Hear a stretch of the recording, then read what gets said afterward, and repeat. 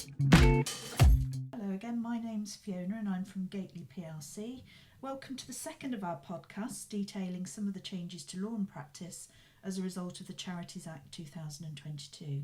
With me are Vijaya and Sean, who were with me in the first podcast. I'll get them to say hello in a second.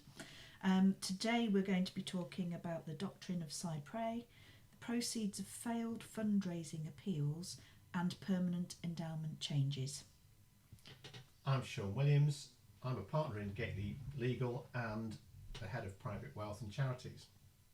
I am Vijaya. I head the governance and ED&I team at the Sport and Recreation Alliance.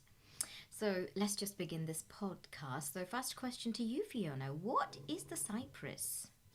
Okay, so cypre is a court endorsed piece of legislation, and the Charity Commission has powers under this to deal with the failure of a charity, the failure of a charitable purpose, or probably a good example is where someone has made a will and died and they have left monies to a charity but that charity no longer exists. Then what we can do is look round for a charity that has similar purposes and aims so that they can have that money instead. It can also occur where, for instance, a charitable purpose has failed, which means that there must be a change to the charity's objects. An example of that would be where, for instance, the charity's original purpose was to provide accommodation for people with disabilities. But later it becomes clear that those beneficiaries would be better served by supporting them in their own homes. So the original object has failed, but you still want to support those people. So it would be persuading then the Charity Commission that the objects are similar enough that that charity can still go on and provide that sort of support. And if the trustees of a trust for charitable purposes cannot carry out those purposes, there is a duty to apply to the Commission for a CPRE scheme to alter the charity's purposes to enable the purposes to be carried out. And there are a number of circumstances where a CPRE scheme can be made by the Charity Commission, which are listed on the Charity Commission's website. The Charity Commission's website is a very, very useful tool, so I would urge all of your members to have a look at those. And for instance, there can often be the desire to use this where a particular charity has closed down and you want to find a further charity that's similar. Properly drawn wills, and a lot of your members may receive gifts under the terms of wills. Those wills will include a power for the trustees of the will to consider other charities that have the closest similar charitable purposes of the original charity if it no longer exists. And so your members may get letters from solicitors saying, we have this estate, there is some money available, can you confirm what your purposes are? And that's why it's incredibly important, referring back to the previous podcast, to keep your charitable objectives up to date and your governing objectives set out and your governing documents up to date so that you can supply those to the solicitors and say, yes, please, we would like that money. We're not the original charity, but we do similar things. The Commission has said that it will be flexible and imaginative in applying this doctrine so that they can balance usefulness, so someone else having benefit of the gift or the monies, and practicality, but maintaining respect for the existing purposes and the beneficiaries that were thought of to start with. And it's important that if there are stakeholders of the charity, then the trustees should carry out a genuine and appropriate consultation exercise to take into account their views about the proposal to make changes to the objects of the charity. Thank you. Does CPRE apply when an appeal has failed? Yes, it does. And the new Charity Act has the effect of providing more relaxed rules to enable donations given in response to an appeal which cannot be carried out to be applied CPRE rather than returned to the original donors. or paid into court if those donors could not be found, which is the present position. There are four circumstances where this can be carried out.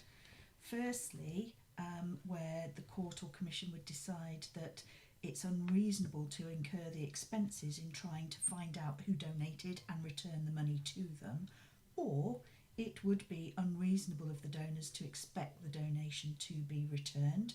So if you can imagine putting your £10 into an envelope to fundraising dinner, it's going to take a lot of effort to try and work out who gave what and when. Secondly, where the charity trustees reasonably believe that a donor has given less than £120 in a financial year, then it's said that they don't have to contact that donor unless the donor has said that they must do so. So again, the money does not have to be returned. The third example of this is where a charity has agreed that with the commission that they have taken reasonable steps to contact the donors, and they can show what steps they have taken, and they have not identified or found the donors. People move addresses, you may not have taken down the name of the donor. And fourthly, where donations are through cash collection, through collection boxes, a lottery competition or other similar methods, where you can't identify who put the cash into the box. The 6-month period in which donors could make a claim for return of their donations has been removed if the donations are the proceeds of a failed appeal. However, if you have already started to implement a CPRE scheme, then you have to follow the original rules rather than the new rules. The 2022 Act has inserted a new section, and that means that the trustees can use the proceeds from a failed fundraising appeal and apply them to a different charitable purpose without the need to obtain a CPRE scheme. This would cover where an appeal initially failed, i.e. insufficient funds were raised, or where there is a surplus of funds after you've actually completed the appeal, spent the money and you've got something left over. Again, you must consider the desirability of securing a purpose then that is similar to the appeal and use the monies for that. The need for the purpose has to be suitable and effective in the light of current social and economic circumstances.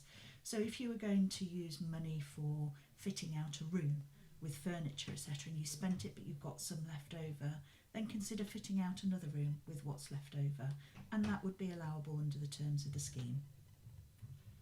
A majority of charity trustees must pass the resolution. Where the proceeds of the appeal under consideration exceed £1,000, the resolution takes effect from the date on which the Commission has given written consent to it. Whilst talking about funds a charity may have, we should cover the changes to permanent endowments.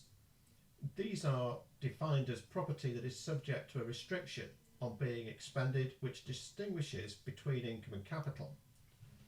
The Law Commission has reformulated this definition to try to capture any fund held which is subject to a restriction that the capital cannot be expended by any means. So this might be a gift of shares subject to a restriction that only the income can be spent to further the purposes of the charity. These changes do not, however, cover special trust property, so where there is a specific purpose for spending or a fund held subject to a general restriction that only a certain percentage of it, whether income or capital, can be spent each year. This emphasises the need for, when you accept monies or grants, you have to make sure that you understand the basis that it is being donated to you. Who is the donor? What donation are they making, and have they applied any restrictions whatsoever? You mustn't spend money that you're not entitled to do. The Act introduces a new statutory power, so actually you can borrow up to 25% of the value of a permanent endowment, but this has to be repaid within 20 years, and the Commission does not have to give their authority for this. Power is given to the Commission to make new regulations to govern the use of permanent endowment funds to make social investments. These should come into force within the next couple of months, and it is effectively the courts endorsing the Commission's say-so on this. Thank you. So while we are on the subject of funds, can I ask you, Sean, about the ex gratia payments, please? Under the current rules, trustees must obtain prior authority of the Charity Commission or the court to make a payment out of charity funds which they feel morally obliged to make, but for which there is no legal basis. The new Charity Act allows charity trustees to make small ex gratia payments without requiring authorisation from the Commission. The size of that payment will depend on the gross income of the charity in its last financial year. When they say small payments, they are referring to £1,000 if the gross income of the charity is £25,000 or less, £10,000 if the gross income was between 25,000 and one, but not over £1 million. These thresholds apply per payment and not per financial year. And again, I would just be careful and make sure that you have a register showing what payments you've made. A charity should always be cautious about making ex gratia payments, as they involve the use of charitable funds for non-charitable purposes. The responsibility for making these payments rests with the charity trustees.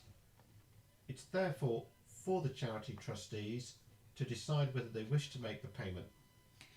An example of these payments, just to give your members an idea, would be how much of a present do you buy the chair of the trustees when they retire? Is it a small gift? Is it a larger gift? Is it paid from charity funds? That isn't authorised in the Constitution, so that would be counted as an ex gratia payment. And again, the responsibility of how much then is spent rests with the trustees and their decision. There is no date for the implementation of these changes. The Department for Digital, Culture, Media and Sports, which is a bit of a mouthful, wishes to consider the implications for national museums as well as the charities. This is because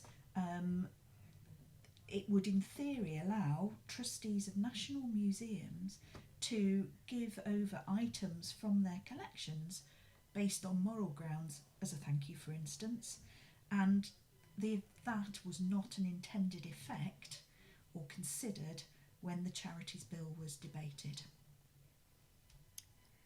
Brilliant. Thank you once again to both of you just talking with me about the changes to the charity legislation. We have covered the top level topics that would benefit our sport and recreation members who are registered as charities and clubs registered as charities. No doubt there will be more questions from our members, but for now this information is very helpful indeed. So thank you to you both again. Thank you for your time.